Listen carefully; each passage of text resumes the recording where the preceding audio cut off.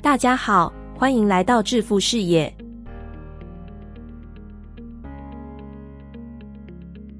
今天要讲的主题是 Dr. TerryWahls 多年前受 TED 之邀，以自身体验功能医学的经验发表演说。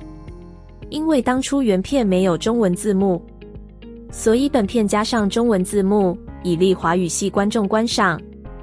另一个制作功能医学系列的原因，起因于本人去年9月一次体检，得知醣化血色素高达 8.7， 被告知得了糖尿病，需采取适配治疗。因为先前已对功能医学稍有认识，当下决定先采用功能医学的做法，以不用药的营养疗法，从膳食改善着手。半年后再次检查，同一数据已降至 5.9， 其他血脂相关数据皆恢复为正常。深感功能医学的强大之处，故加以推广。本人不是专业医疗人员，如有身体不适的情形，恳请尽速寻求专业医疗协助。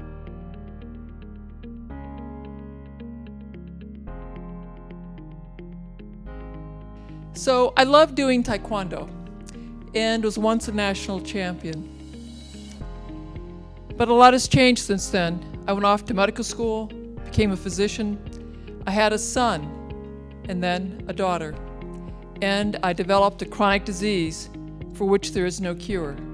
In 2000, when I was diagnosed with multiple sclerosis, I turned to the best MS center I could find, the Cleveland Clinic.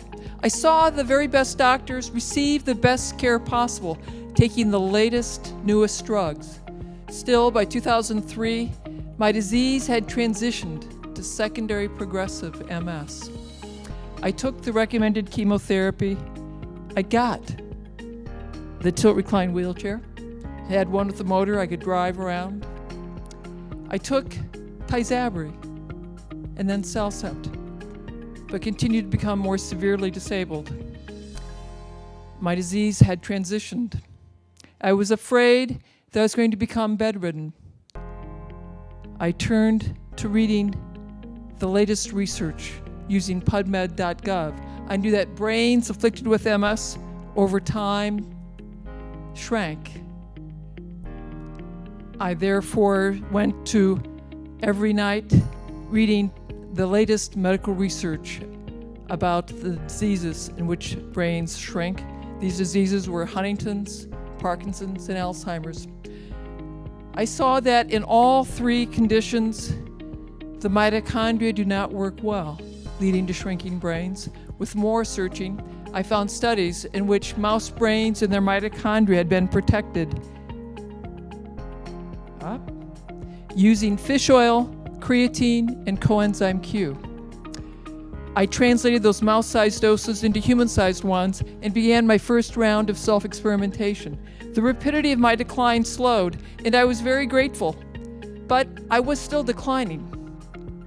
Next, I discovered the Institute for Functional Medicine, and through their continuing medical education course, Neuroprotection, a functional medicine approach to common and uncommon neurological syndromes, I learned more brain cell biology and what I could do to protect mine.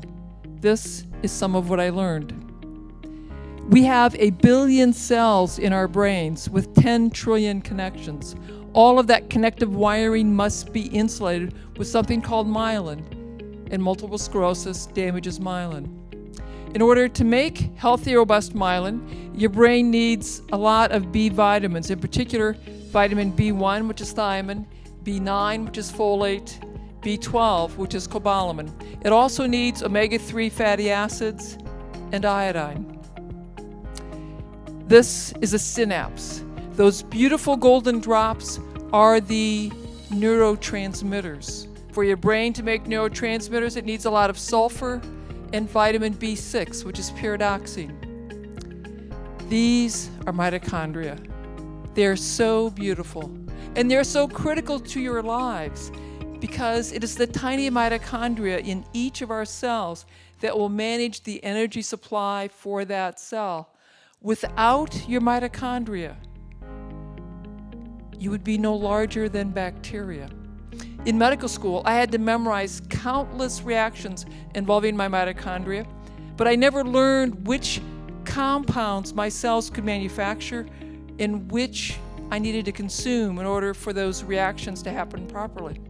I now know that I need a lot of B vitamins, sulfur, and antioxidants for my mitochondria to thrive.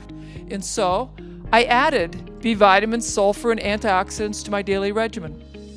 And then it occurred to me that I should get my long list of nutrients from food. That if I did that, I would probably get hundreds, maybe thousands of other compounds that science had yet to name and identify, but would be helpful to my brain and my mitochondria. But, I didn't know where they were in the food supply, and neither did the medical text nor the food science text with whom I consulted. But the internet did. And so that's really very helpful. So using it, I was able to design a food plan specifically for my brain and my mitochondria. And now, before I tell you what that food plan is, we're going to check in to see what Americans are eating. I'm going to start with you guys. So I want you to think back to the last 24 hours, add up all the fruits and vegetables that you've eaten. Don't include potatoes or corn because those are starches. Now, if you could cover a dinner plate heaped high, raise your hand. Come on, don't be shy, raise your hands. Okay, now if you could cover 2 dinner plates, keep your hands up. Anyone can have eaten 3 dinner plates. Look around, see how few hands are up, okay? Now we're gonna check with another family. This is from Hungry Planet by Peter Wenzel. It shows what this American family will eat in the coming week. Look closely and you're gonna see a lot of processed foods in boxes, jars, and other containers. This is how most Americans eat, and this is how most societies eat as they become more affluent, and it's likely why as societies become more affluent, their health declines. This slide is from work done by Professor Lauren Cordain.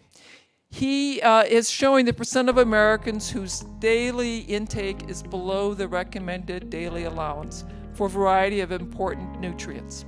On the bottom half of the slide you'll see that less than half of us take in enough B vitamins, vitamin C, and vitamin A.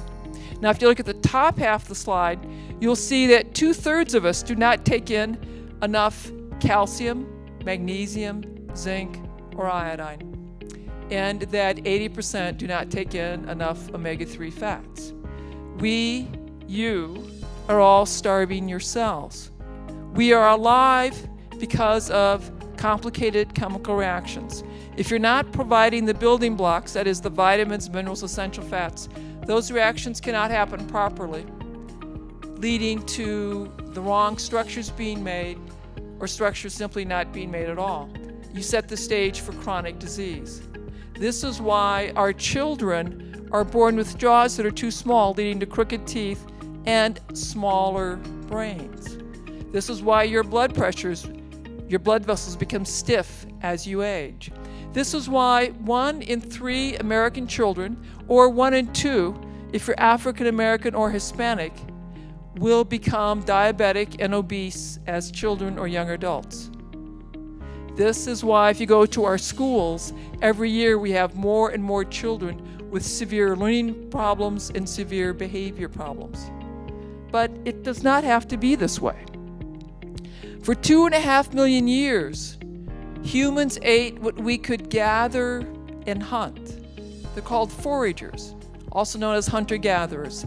That hunter-gatherer diet, that paleo diet, consists of leaves, roots, berries, meat, and fish.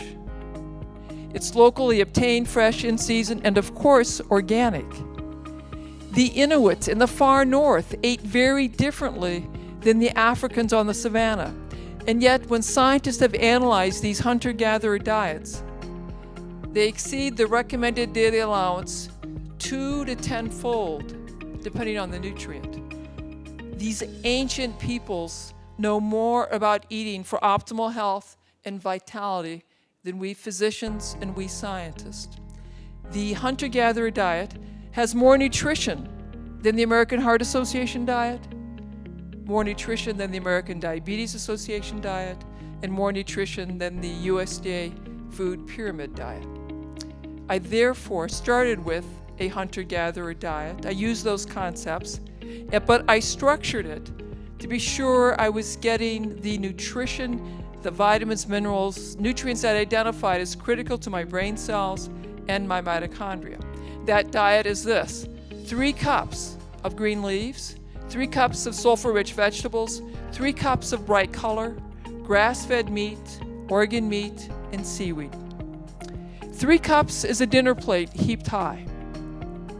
I start with greens because they are rich in B vitamins, vitamins A, C, K, and minerals. And those are 2 types of kale. Kale has the most nutrition per calorie of any plant. The B vitamins will protect your brain cells and your mitochondria. Vitamins A and C support your immune cells. Vitamin K keeps your blood vessels and bones healthy. And minerals are cofactors for hundreds of different enzymes in your bodies. Plus, having a plate full of daily greens will dramatically lower your risk of cataracts and macular degeneration, a leading cause of blindness in the US. So, have more kale, more parsley, more cooked greens, have more smoothies and greens, have dehydrated kale chips, which are so delicious. My teenage daughter and her friends love them. I want you to have 3 cups, a plate full of sulfur-rich vegetables every day. Your brain and your mitochondria need sulfur. Your liver and kidney need sulfur so they can remove toxins from your bloodstream. The cabbage family is rich in sulfur. That includes cabbage, broccoli, cauliflower, Brussels sprouts, turnips, rutabagas, radishes, collards, and kale. The onion family is also rich in sulfur.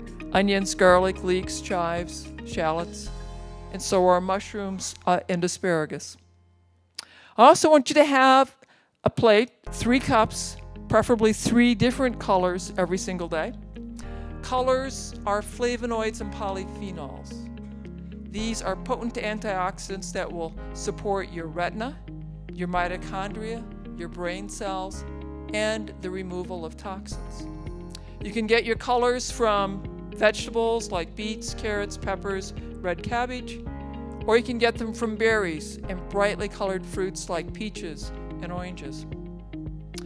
I want you to have high-quality protein that's rich in omega-3 fatty acids.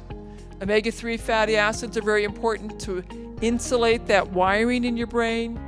It's also critical for the development of your jaws so you can have straight teeth and a larger brain. Therefore, have wild fish, in particular salmon and herring. Also have grass-fed meat every day. Our ancient societies all valued organ meats. And organ meats are concentrated sources of vitamins, minerals, and coenzyme Q. They are particularly potent at supporting your mitochondria. Therefore, have organ meats like liver and onion, heart, tongue, gizzards, sweetbreads once a week. The ancients would travel great distances or trade to ensure access to seaweed. Seaweed is a rich source of iodine and selenium. Your brain needs iodine to make myelin, the insulation for the wiring. It also needs iodine to remove toxins, in particular mercury, lead, and heavy metals. And adequate iodine lowers your risk of breast cancer and prostate cancer. Studies have shown that 80% of Americans have a relatively low iodine. Therefore, have seaweed at least once a week to ensure and maintain adequate iodine levels. Most Americans can't imagine eating 9 cups, 3 platefuls of vegetables and berries every day. But if you will commit to having 9 cups of these incredibly healthy, wonderful for you vegetables and berries every day, before you have grain, potatoes, dairy, you will have dramatically increased the vitamin and mineral content of your diet. Plus, you will have dramatically lowered the risk of food allergies.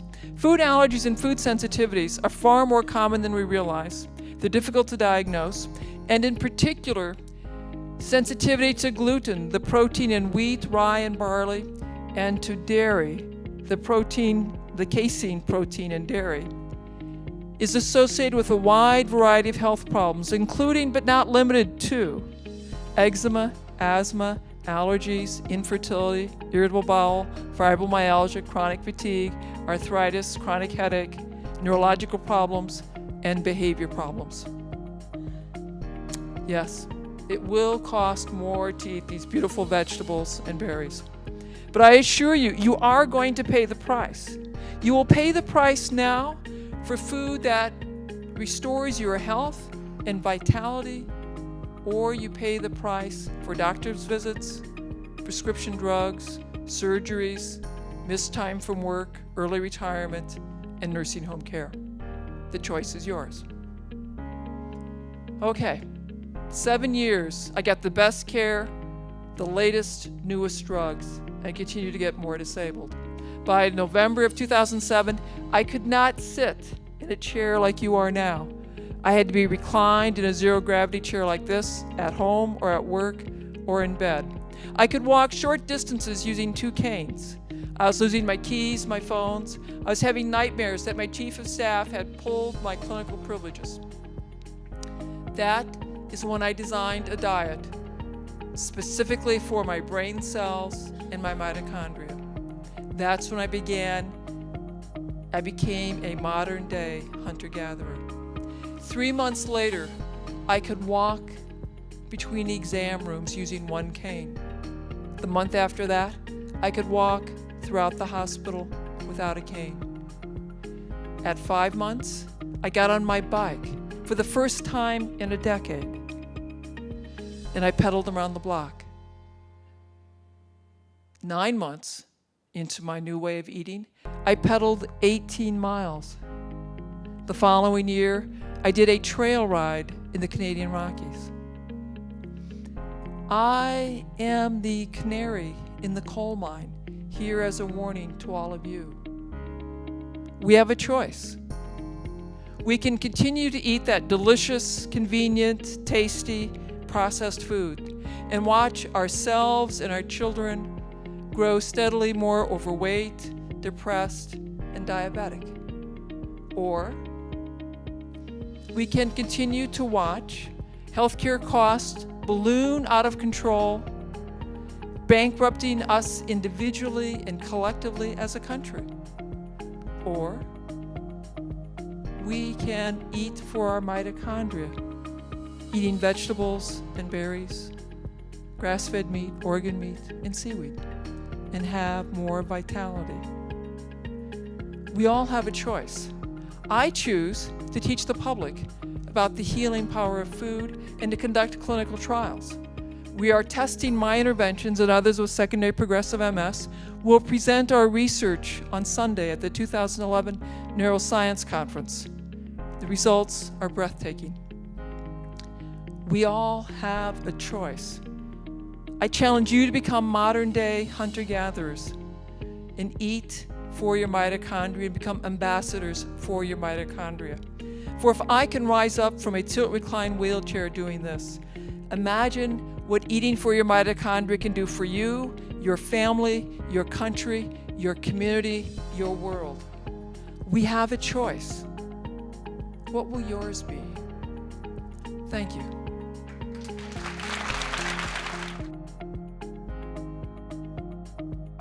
感谢收看。如果你喜欢这部影片，请按赞、订阅、加分享，并开启小铃铛。新频道成立，需要您的大力支持与鼓励。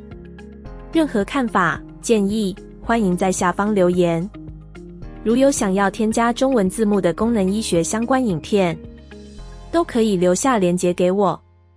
再次感谢，我们下次见。